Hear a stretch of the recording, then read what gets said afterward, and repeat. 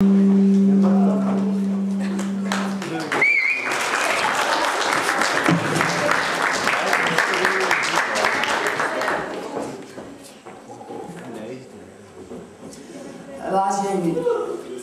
v dnešním pravidelném sexuologickém setkávání s akademičkou Laurou Práž si dnes zodpovíme jednu ze základních životních otázek.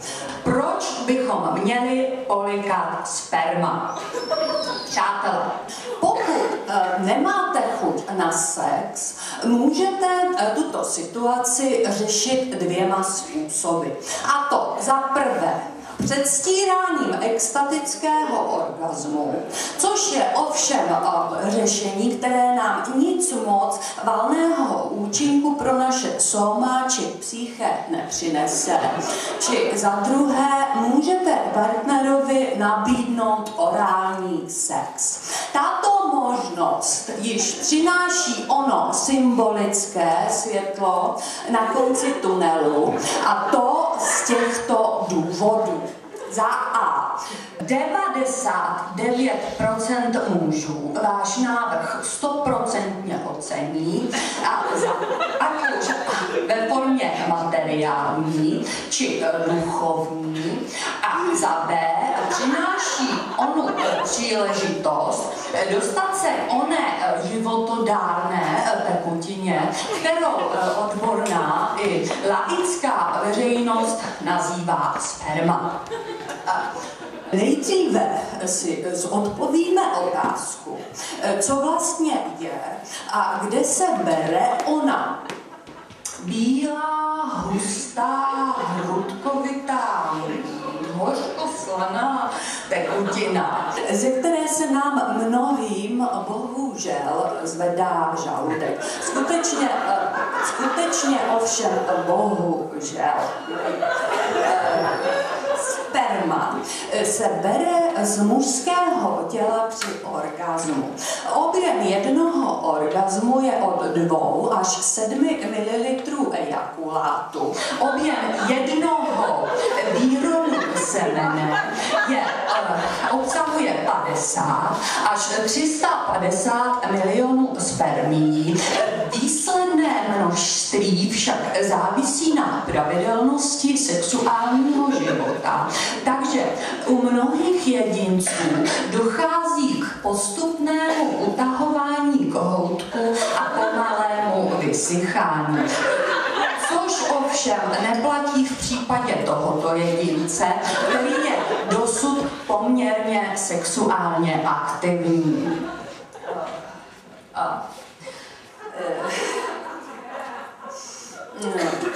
Jistě, numericky zajímavé. Ovšem stále jsme si nezodpověděli otázku, proč polikat.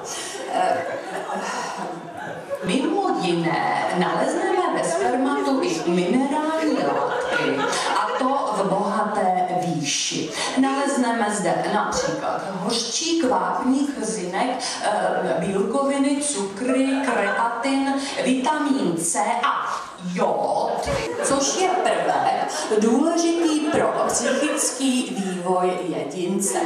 Jeho nedostatek způsobuje zpomalení či úplné zastavení psychického vývoje člověka.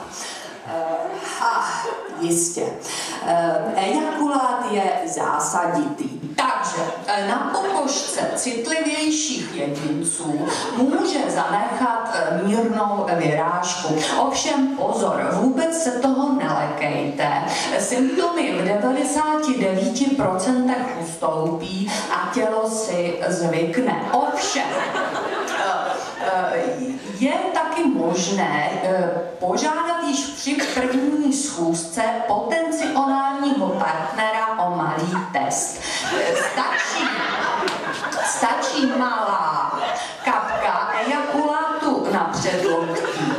V případě zaludnutí se pokračování v započatém již nedoporučuje.